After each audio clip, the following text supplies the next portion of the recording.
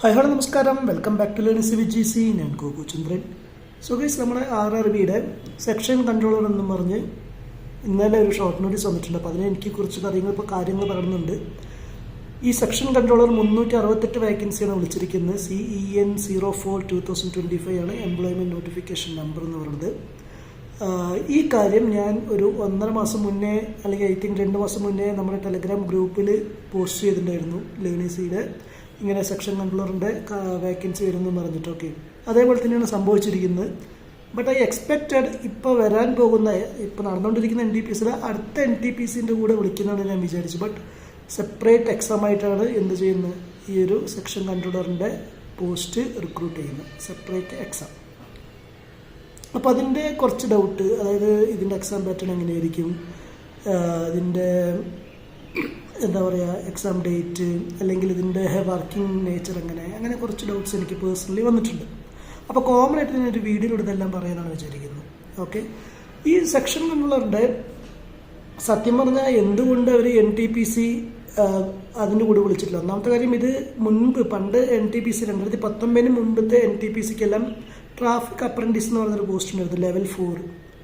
ആ പോസ്റ്റാണ് actually section controller. അത് സെക്ഷൻ കൺട്രോളറിൻ്റെ ഒരു ചെറിയൊരു പോസ്റ്റാണ്. അവർ പ്രൊമോട്ടായിട്ടാണ് ഈ കൺട്രോളർ ആവുന്നത്. അതാണ് സംഭവം.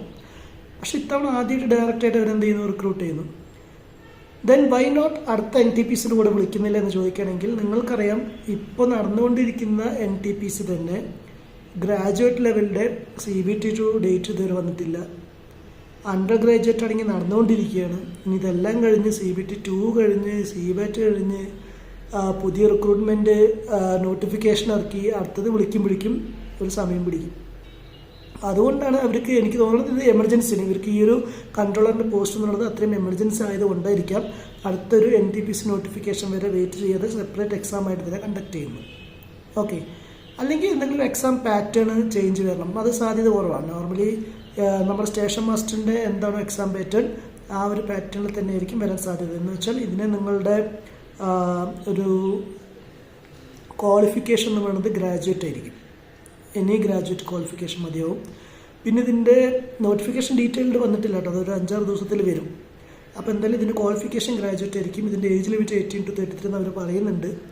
മെഡിക്കൽ സ്റ്റാൻഡേർഡ് ഇമ്പോർട്ടൻ്റ് ആണ്. A2 എന്ന് പറയുമ്പോൾ കണ്ണ് നമുക്ക് വിത്തൗട്ട് ഗ്ലാസ് 6/9 പെർഫെക്റ്റ് ആയിട്ട് കാണണം, ബോത്ത് ഐസ്. പിന്നെ അതുപോലെ നൈറ്റ് ബ്ലൈൻഡ്നെസ് ഉണ്ടാവാൻ പാടില്ല, കളർ ബ്ലൈൻഡ്നെസ് ഉണ്ടാവാൻ പാടില്ല, അങ്ങനത്തെ കാര്യങ്ങളൊക്കെ ഉണ്ട്. അതൊക്കെയാണ് ഇതിന് മെഡിക്കൽ സ്റ്റാൻഡേർഡ്. സ്റ്റേഷൻ മാസ്റ്ററിന് അതേപോലെ തന്നെ ആയിരിക്കും. ക്വാളിഫിക്കേഷൻ പറഞ്ഞു, ഏജ് ലിമിറ്റ് പറഞ്ഞു, അതിന് മെഡിക്കൽ സ്റ്റാൻഡേർഡ് ഞാൻ പറഞ്ഞു. പിന്നെ ഇതിൻ്റെ എക്സാം പാറ്റേൺ എന്ന് പറയുന്നത് CBT1 ഉണ്ടാകും, CBT2 ഉണ്ടാകും, CBAT ആപ്റ്റിറ്റ്യൂഡ് ടെസ്റ്റ് അല്ലെങ്കിൽ സൈക്കോമെട്രിക് ടെസ്റ്റ് ഉണ്ടാവും, പിന്നെ മെഡിക്കൽ DV. ഇങ്ങനെ 5 പ്രൊസീജിയർ ആയിരിക്കും നിങ്ങൾക്ക് ഇതിൻ്റെ എക്സാം പാറ്റേൺ എന്ന് പറയുന്നത്. അത്രയും ക്ലിയർ ആണല്ലോ. ഒരു പക്ഷേ ചിലപ്പോൾ CBATന് ALP പോലെ വ്യത്യാസമായിട്ട് വരും. മീൻസ് നമുക്കറിയാം SMന്റെയും ALPൻ്റെയും വ്യത്യാസമാണ് ആ ഒരു സൈക്കോമെട്രിക് ടെസ്റ്റ്. അതേപോലെ ഇനി കൺട്രോളർ ആദ്യമായിട്ട് ഇങ്ങനെ വിളിക്കുന്നത് കൊണ്ട് അതിൻ്റെ CBAT എങ്ങനെ ആവുമെന്ന് ഉറപ്പില്ല. മേ ബി എൻ്റെ ഒരു ഊഹം ശരിയാണെങ്കിൽ സ്റ്റേഷൻ മാസ്റ്ററിൻ്റെ അതേ ഒരു പാറ്റേൺ ആവാനാണ് സാധ്യത, ആപ്റ്റിറ്റ്യൂഡ് ടെസ്റ്റ്. ഓക്കെ, ഇനി ഇതിൻ്റെ ഒരു സാലറി സ്കെയിൽ എന്ന് പറയുന്നത് ബേസിക് പേ 35,400 ആണ്. പക്ഷേ നിങ്ങൾക്കൊരു ഇൻഹാൻഡ്, ഇവിടെ കൺട്രോളറിൻ്റെ ഒരു പ്രത്യേകത ബേസിക് പേ, പിന്നെ പേ കമ്മീഷൻ, ഇപ്പോഴത്തെ പേ കമ്മീഷൻ വെച്ച് പറയുകയാണെങ്കിൽ ആ സമയം നിങ്ങളൊക്കെ റിക്രൂട്ടായി കയറുമ്പോഴേക്കും ഒരു 56 അല്ലെങ്കിൽ 60% എന്ത് വരും, ഡിയർനെസ് അലവൻസ് എന്ന് പറഞ്ഞിട്ട് വരും. ഓക്കെ, പിന്നെ കൺട്രോളർക്കുള്ളൊരു സെപ്പറേറ്റ് സാലറി ഉണ്ട്, 6,000 രൂപ എക്സ്ട്രാ കിട്ടും. കൺട്രോളർ അലവൻസ് എന്ന് പറഞ്ഞിട്ട് ഓരോ മാസവും 6,000 രൂപ എന്ത് കിട്ടും, എക്സ്ട്രാ കിട്ടും. പിന്നെ house rent allowance, transportation allowance എന്നൊക്കെ പറഞ്ഞ് നിങ്ങൾക്ക് മിനിമം ഇൻ ഹാൻഡ് ഒരു 70,000 രൂപയെങ്കിലും കിട്ടും. ഓക്കെ, 70,000-75,000 രൂപ നൈറ്റ് ഡ്യൂട്ടി അലവൻസ് ഉണ്ടാവും. അപ്പോൾ സ്റ്റേഷൻ മാസ്റ്ററെക്കാളും എന്തായാലും ഒരു 5,000-6,000 രൂപ കൂടാനേ ചാൻസ് ഉള്ളൂ സാലറി പറയുകയാണെങ്കിൽ. ഓക്കെ, സ്റ്റേഷൻ മാസ്റ്റർക്ക് നമുക്കറിയാം യൂണിഫോം അലവൻസ് എന്ന് പറഞ്ഞാൽ ഒരു വർഷം 12,000 രൂപ. അതേസമയം കൺട്രോളർക്ക് ആ ഒരു അലവൻസ് ഇല്ല, പകരം എന്തുണ്ട്, ഈ ഒരു 6,000 രൂപ കൺട്രോളർ അലവൻസ് എന്ന് പറഞ്ഞ് കിട്ടും. സോ എങ്ങനെ പോയാലും ഒരു 65,000-70,000 രൂപ ഡെഫിനറ്റായിട്ട് നിങ്ങൾക്ക് ഇൻ ഹാൻഡ് കിട്ടും സ്റ്റാർട്ടിങ്ങിൽ തന്നെ. ഓക്കെ, വർക്കിംഗ് നേച്ചർ പറയുകയാണെങ്കിലും നിങ്ങൾക്ക് നോക്കുകയാണെങ്കിൽ സ്റ്റേഷൻ മാസ്റ്റർക്ക് നോർമലി ഇപ്പം നിങ്ങൾ മെയിൻ ലൈനിലൊക്കെ വർക്ക് ചെയ്യുകയാണെങ്കിൽ 48 മണിക്കൂറാണ് ഡ്യൂട്ടി, 2 പകലും 2 നൈറ്റും, അതാണ് കണക്ക്. 48 മണിക്കൂറാണ് ഒരാഴ്ചയിൽ ഡ്യൂട്ടി റോസ്റ്റർ എന്ന് പറഞ്ഞ് അവേഴ്സ് വരുന്നത്.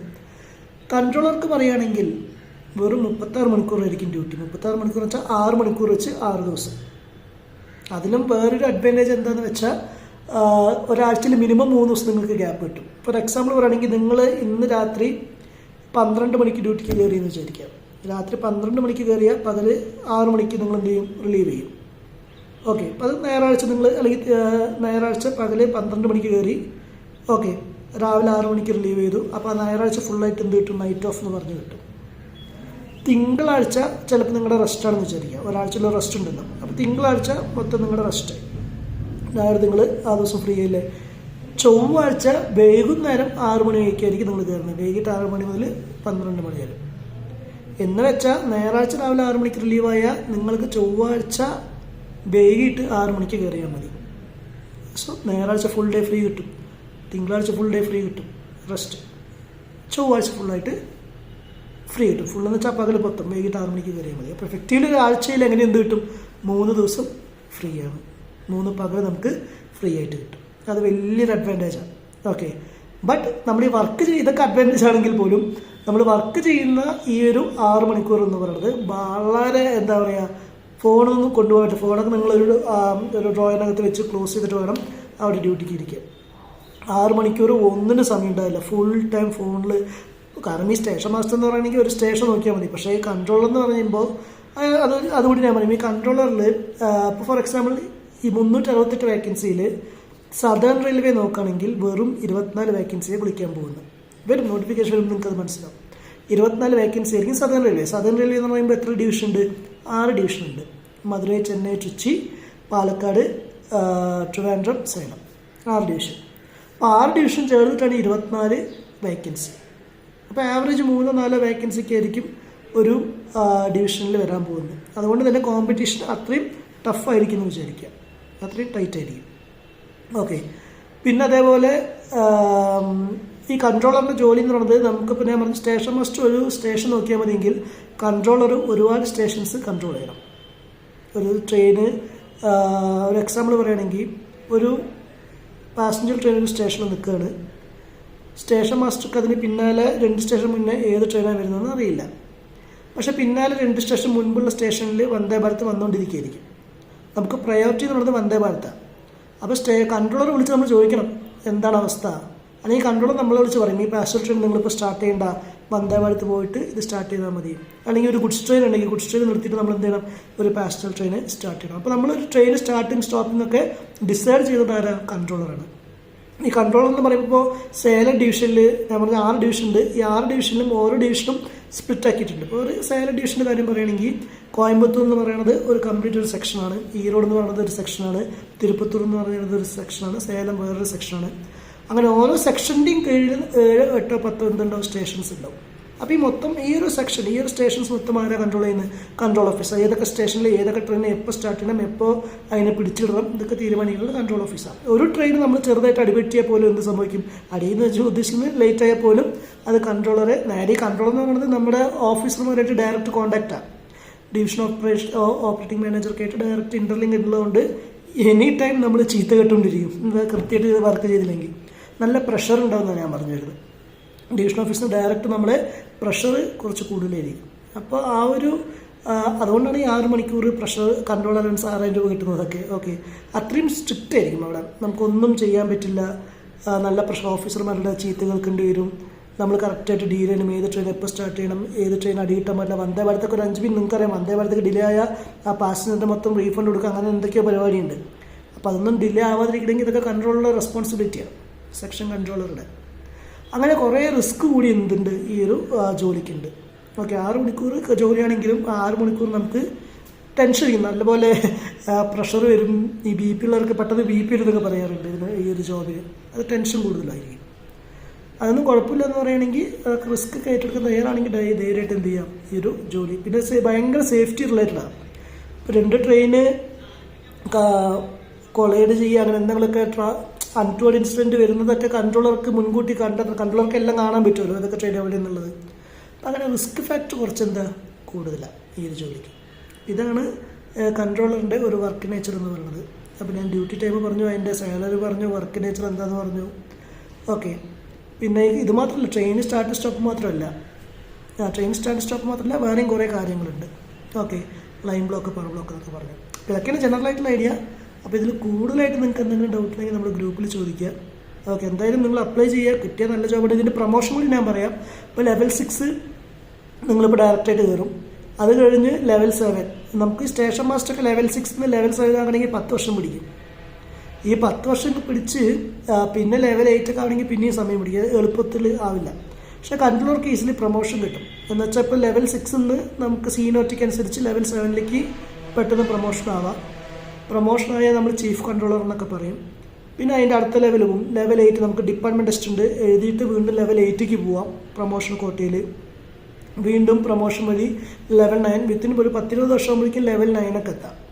15-20 വർഷം ആകുമ്പോഴേക്കും പെട്ടെന്ന് പ്രൊമോഷൻ കിട്ടും. സ്റ്റേഷൻ മാസ്റ്റർ ആണെങ്കിൽ ലെവൽ 7 അങ്ങനെ നിൽക്കേണ്ടി വരും, സ്റ്റേഷൻ സൂപ്രണ്ടൻ്റ് എന്ന് പറഞ്ഞിട്ട്. അതുപോലെ ഈ ലെവൽ 6 ഇരിക്കുന്ന സ്റ്റേഷൻ മാസ്റ്റർക്കും ആവാട്ടോ കൺട്രോളർ. ഇപ്പോൾ എനിക്കും താല്പര്യമൊക്കെയുള്ള ഇതാണ് സ്റ്റേഷൻ കൺട്രോളർ. അപ്പോൾ നമുക്ക് ഡിപ്പാർട്ട്മെൻറ്റ് ടെസ്റ്റൊക്കെ എഴുതിയിട്ട് എന്ത് ചെയ്യാൻ പറ്റും, നേരെ ലെവൽ 7 പോകാൻ പറ്റും എക്സാം എഴുതിയിട്ട്. അങ്ങനെയും പോസിബിലിറ്റി ഉണ്ട്. പിന്നെ അവിടുന്ന് വീണ്ടും പ്രൊമോഷൻ ലെവൽ 8 ലെവൽ 9 ഒക്കെ പോകാം. അങ്ങനെയാണ് അവസ്ഥ. ലെവൽ 9 എന്നൊക്കെ പറയുമ്പോൾ നല്ല സാലറി ആയിരിക്കും. മാസം 1 ലക്ഷം വിത്ത് ഈ ഒരു പേ കമ്മീഷൻ വെച്ച് തന്നെ, ഇപ്പോഴത്തുള്ള കമ്മീഷൻ വെച്ച് തന്നെ മിനിമം ഒരു 1 lakh ഒക്കെ ഇൻ ഹാൻഡ് നമുക്ക് വാങ്ങാൻ പറ്റും. ഓക്കെ, അപ്പോൾ ഇതൊക്കെയാണ് ഇതിൻ്റെ ഒരു ജോബ് പ്രൊഫൈൽ, ജോബ് നേച്ചർ എന്ന് പറയുന്നത്. ഇപ്പോൾ ഒരു ഐഡിയ കിട്ടിയെന്ന് വിചാരിക്കണം. സോ തൽക്കാലത്തേക്ക് bye, see you, take care, all the best. എന്തായാലും ആപ്ലിക്കേഷൻ 15 സ്റ്റാർട്ട് ചെയ്യും, സെപ്റ്റംബർ 15 മുതൽ ഒക്ടോബർ 14 വരെ. 8th standard. നിങ്ങൾക്ക് അതില്ലാന്നുണ്ടെങ്കിൽ പിന്നെ ഇവിടുന്ന് അപ്ലൈ ചെയ്തിട്ട് കാര്യമില്ല. Okay, see you, take care, all the best.